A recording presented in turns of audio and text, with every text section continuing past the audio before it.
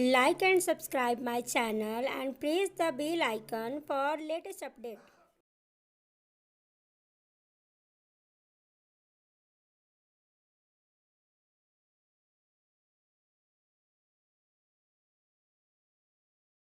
Good morning, my name is Riya Tiwari. मैं संकल्प शैक्षणिक संस्थान दिनारा के वर्ग 10 की छात्रा हूँ। आज मैं प्रकाश के परिवर्तन के बारे में आप लोगों को कुछ बताना चाहती हूँ। प्रकाश के परिवर्तन का पहला टॉपिक है प्रकाश और उनके स्रोत। आइए जानते हैं प्रकाश क्या होता है। तो प्रकाश वह कारक है जिसकी सहायता से हम किसी वस्तुओं को देख पाते हैं, उसे हम प्रकाश कहते हैं। अब अगला है प्रकाश स्रोत क्या होता है। प्रकाश स्रोत क्या होता है? जिस वस्तु से प्रकाश निकलता है उसे हम प्रकाश स्रोत कहते हैं। जैसे बल्ब, मोमबत्ती, लालटेन इत्यादि, ये सब प्रकाश स्रोत हैं। और प्रकाश के परिवर्तन के दूसरा टॉपिक है प्रदीप्त और अप्रदीप्त वस्तुएं। तो आइए जानते हैं प्रदीप्त और अप्रदीप्त वस्तुएं क्या होती है। तो आइए जानते हैं प्रदीप्त वस्तुएं।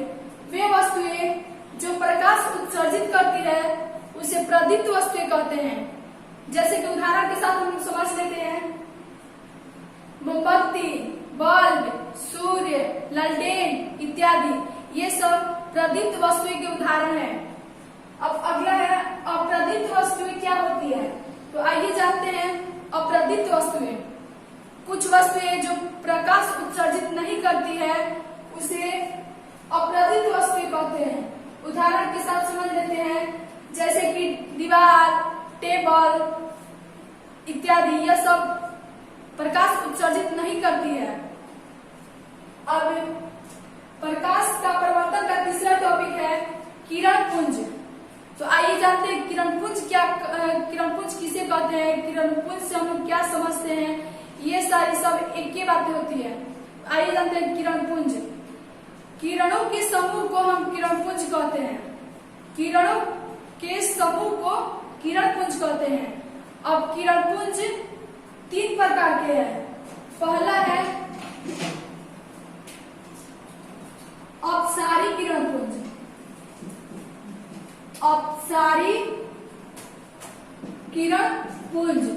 दूसरा है समांतर किरण पुंज। तीसरा है अभिसारी किरण पुंज। अभिसारी किरण पुंज। पहला जान लेते हैं कि अपसारी किरण पुंज क्या होता है। तो आइए जानते हैं अपसारी किरण पुंज किसे कहते हैं। अपसारी किरण पुंज इस प्रकार के किरण पुंज में प्रकाश की किरणें एक बिंदु स्रोत से फैलती चली जाती है, उसे हम अपसारी किरण पुंज कहते हैं। आइए इसको उदाहरण के साथ समझते हैं। अपसारी किरण पुंज को, अपसारी किरण पुंज को तो एक बिंदु स्रोत से फैलती चली जाती है। ये एक बिंदु है, ऐसे प्रकाश फैलती चली जाती है, इससे हम लोग अपसारी किरण पुंज कहते हैं। अब दूसरा है समानांतर किरण पुंज। तो आइए जानते हैं समानांतर किरण पुंज क्या होता है। इस प्रकार के किरण पुंज में प्रकाश की किरणें एक दूसरे के समानांतर होती है, इसे ही हम समानांतर किरण पुंज कहते हैं। इसका उदाहरण देख लेते हैं समानांतर किरण पुंज का। देखिए, यह एक, मान लीजिए ये बिंदु है, यह एक दूसरे के समानांतर होती है, इसे ही समानांतर किरण पुंज के नाम से जानते हैं। अब तीसरा क्या कहते हैं, किरण पुंज का तीसरा प्रकार है अभिसारी किरण पुंज। इस प्रकार के किरण पुंज में प्रकाश की किरणें एक बिंदु स्रोत पर आकर मिलती है, इसे ही अभिसारी किरण पुंज कहते हैं। इसका उदाहरण देख लेते हैं, एक बिंदु स्रोत पर आकर मिलती है, जैसे कि ये आकर एक ही बिंदु पर मिल जाती है, यही किरण पुंज का उदाहरण है। तो अब ये 3 चीज जान लेते हैं। अब चौथा है प्रकाश का परावर्तन।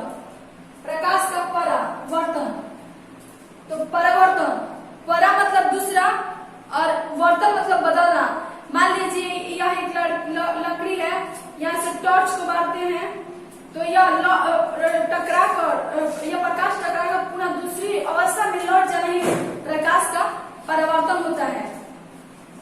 प्रकाश का परावर्तन आइए जानते हैं किसी वस्तु से प्रकाश किसी वस्तु से टकराकर लौटने की प्रक्रिया को प्रकाश का परावर्तन कहते हैं। प्रकाश का परावर्तन कहते हैं। अब ये जानते हैं प्रकाश के परावर्तन के नियम किसे कहते हैं। प्रकाश की किरण किसी सतह पर पड़कर जिन नियमों का पालन करते हुए उस सतह से परावर्तित होती है उन नियमों को हम प्रकाश का परावर्तन के नियम कहते हैं। अब प्रकाश के परावर्तन के दो नियम हैं। पहला नियम है आपतित किरण और परावर्तित किरण और आपतन बिंदु पर खींचे गए अभिलंब तीनों एक ही समतल में होते हैं। अब जानते हैं प्रकाश के परावर्तन के दूसरा नियम। आपतन कोण परावर्तन कोण के बराबर होता है। दूसरा नियम कहता है आपतन कोण परावर्तन कोण के बराबर होता है। तो इसे समझते हैं। आइए ये मान लीजिए एक समतल दर्पण हो गया, ये आपतित किरण, ये परावर्तित किरण और ये अभिलंब हो गया। ये हो गया आपतन बिंदु, ये समतल दर्पण है और ये आपतित किरण है, ये अभिलंब है, ये आपतन कोण है और ये परावर्तन कोण और ये परावर्तित किरण है।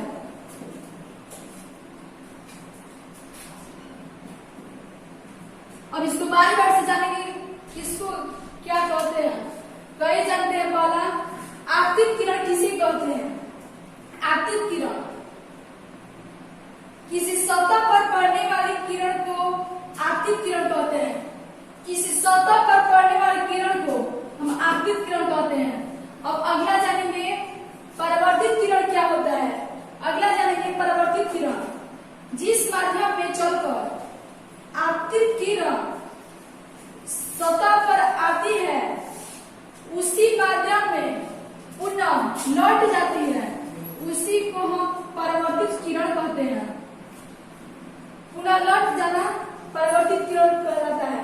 अब देखेंगे आपतन बिंदु क्या होता है। जिस बिंदु पर आपतित सतह से टकराती है, जिस बिंदु पर आपतित सतह से टकराती है उसे हम आपतन बिंदु कहते हैं।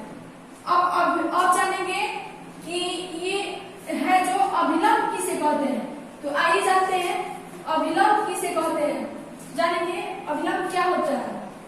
किसी समतल सतह के किसी बिंदु पर, किसी समतल सतह के बिंदु पर खींचे हुए लंब को हम लोग अभिलंब बोलते हैं।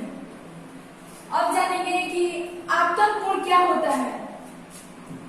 आपतित किरण, देखिए आपतित किरण और आपतन बिंदु पर खींचे हुए अभिलंब से जो कोण बनता है उसे हम क्या कहते हैं, आपतन कोण। यह है आपतित किरण और आपतन बिंदु से खींचे हुए अभिलंब के बीच जो कोण बनता है उसे हम आपतन कोण कहते हैं।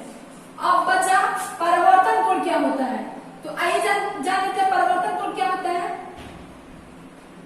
परावर्तित किरण और आपतन बिंदु से खींचे हुए अभिलंब के बीच जो कोण बनता है उसे हम परावर्तन कोण कहते हैं। उस परावर्तन कोण कहते हैं। अब ये हो गया। अब पांचवा टॉपिक है प्रतिबिंब क्या होता है। तो आइए जान लेते हैं कि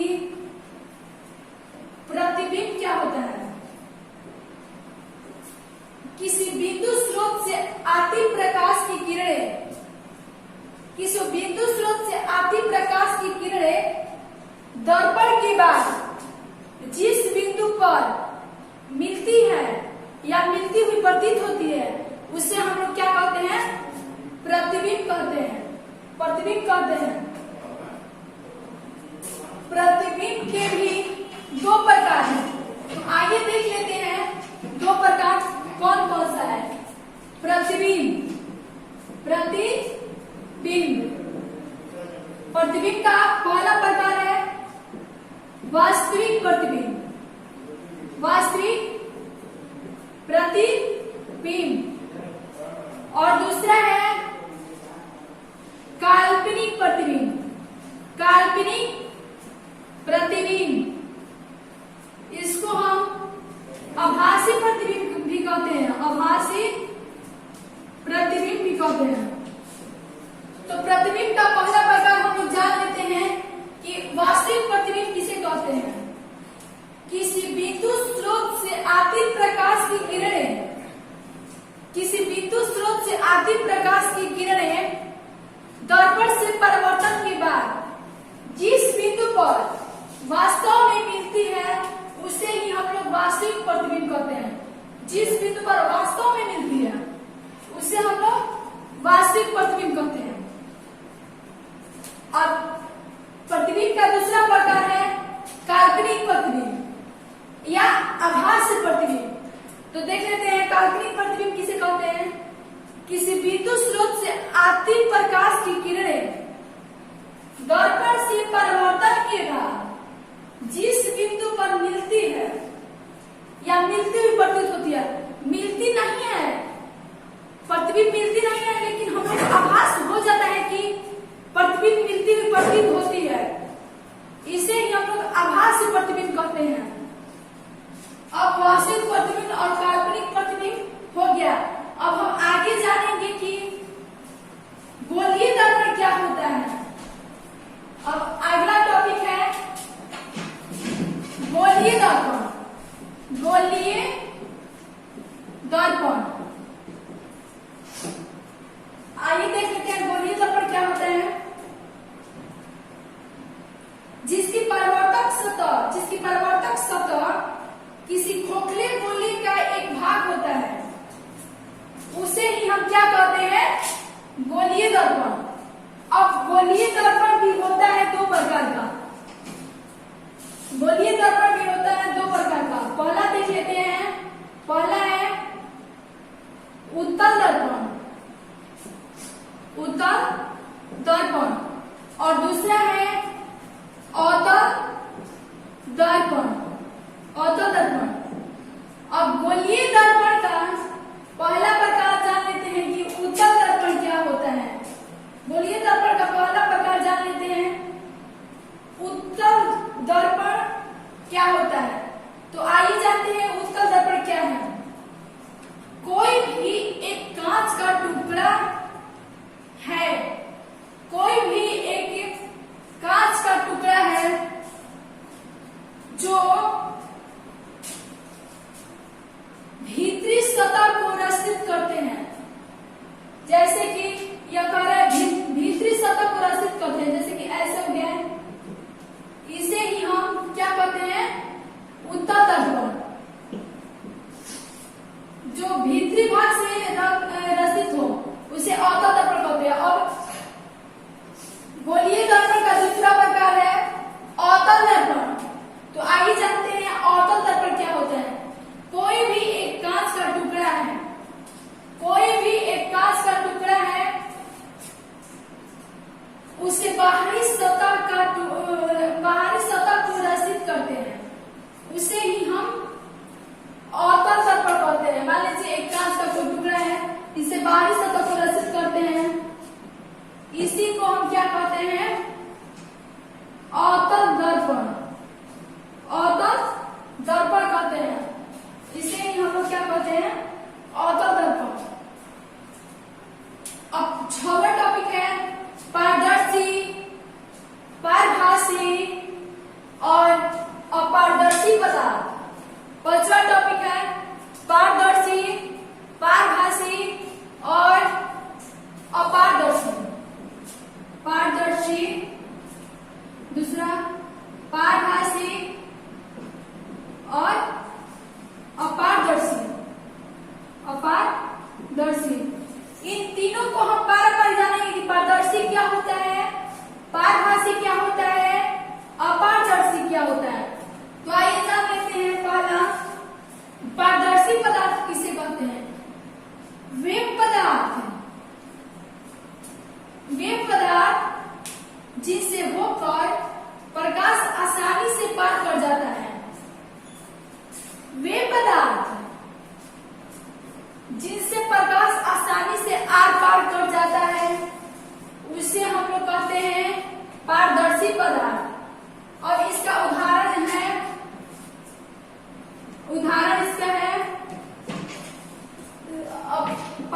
पारदर्शी पदार्थ का उदाहरण के साथ समझ लेते हैं। तो उदाहरण है कांच, हवा इत्यादि। इसे ही हम पारदर्शी पदार्थ कहते हैं। और दूसरा है पारभासी पदार्थ किसे कहते हैं। तो आइए जान लेते हैं पारभासी पदार्थ किसे कहते हैं।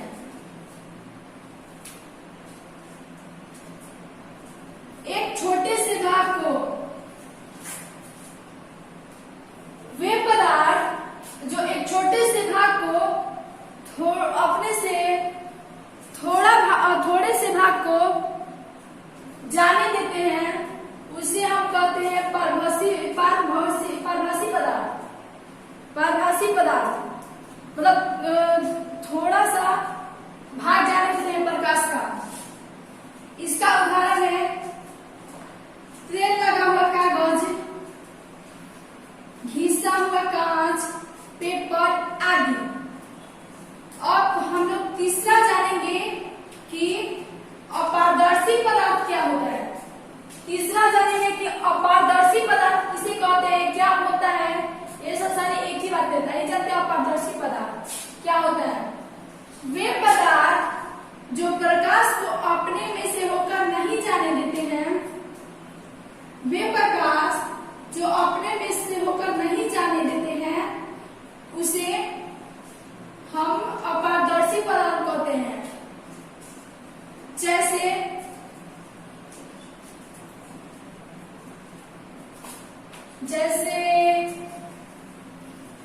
दीवार, बेंच, डेस्क, ये सब अपारदर्शी पदार्थ के उदाहरण हैं। अब अगला टॉपिक है समतल दर्पण। आइए जानते हैं कि समतल दर्पण के विशेषताएं क्या क्या है। समतल दर्पण की विशेषताएं क्या क्या है।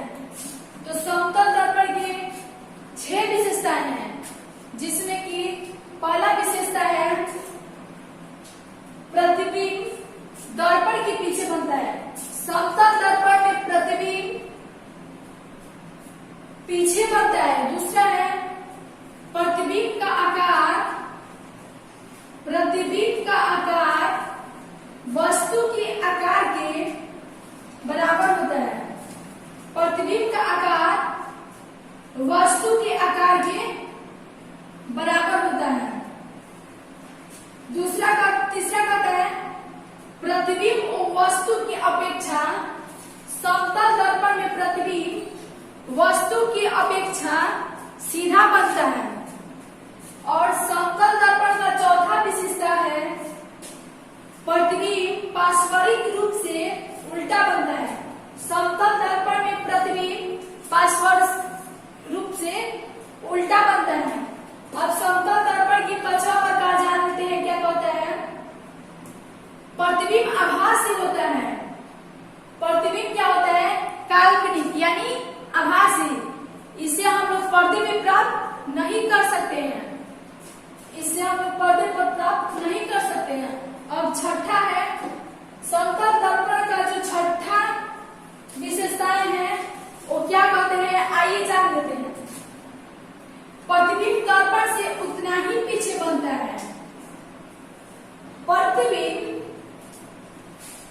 दर्पण से उतना ही पीछे बनता है जितना वस्तु दर्पण से आगे रहता है। जितना वस्तु दर्पण से आगे रहता है